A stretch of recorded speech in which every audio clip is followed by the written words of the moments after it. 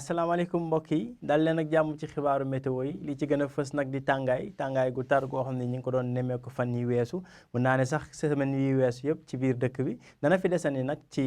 gaaw bi ak dibéer gi loolee nag rawatina ci booru ba jannaar gi ak penku réew mi tamit ci asamaan si gannaaw niir yi nga xam ne jotoon nañ ko fi seetlu daanaka démb ci alxames bi dana doon doxantu ci réew mi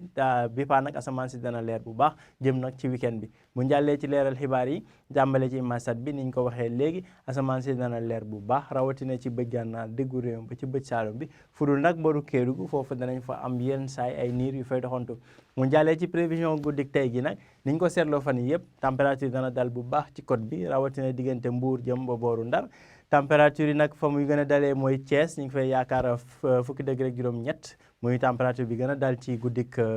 gaawu gi mu jàllee ci Dakar ñu ngi fay xaarandi fukki degré ak juróom-ñeent ñaar fukki degré ci booru Mbuur waaye tamit fukki degré juróom-ñeent ci booru Ndar bu njaalee ba ci biir dëgg bi température dana kawe dana tàmbalee ci ñaar fukki degré benn jëm ba ñaar fukki degré ñeent ci diggu dëkk bi waaye nag ci penku bi niñ ko seetloo fan yi yëpp dana gën a kawe ñi fay xaarandi ñaar fukki degré juróom-ñaar ci diggante Bakel ak booru Tambacounda ñaar fukki degré juróom-ñett muy température yi gën a kawe ci guddik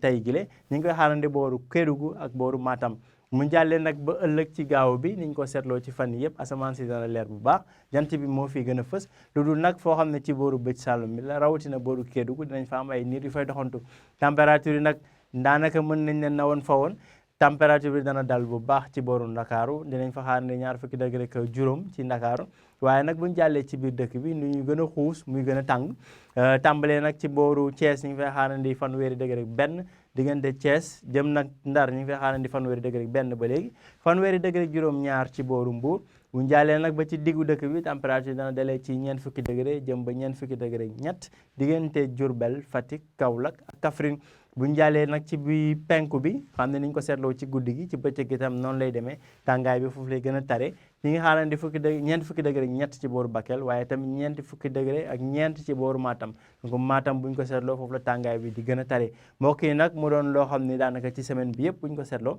tàngaay gu tar la goo xam ne nemeeku nañ ko ci biir dëkk bi rawatina ci booru diggu dëkk bi jëm ci booru penku bi li ko dalee Matam Linguère Bakel ak Tambacounda muy tàngaay boo xam ne taroon na lool waaye nag fi nga xam ne moo féetee Dakar ak ngelaw liy jógee ci géej gi foofu tàmbaay bi daloon na fa loolee nag mooy wéy ci gaaw bi ak ci dibéer bi incha allah ñu ngi leen di jox dig daje nag ba altine ci yeneen xibaaru météo jërë ngeen jëf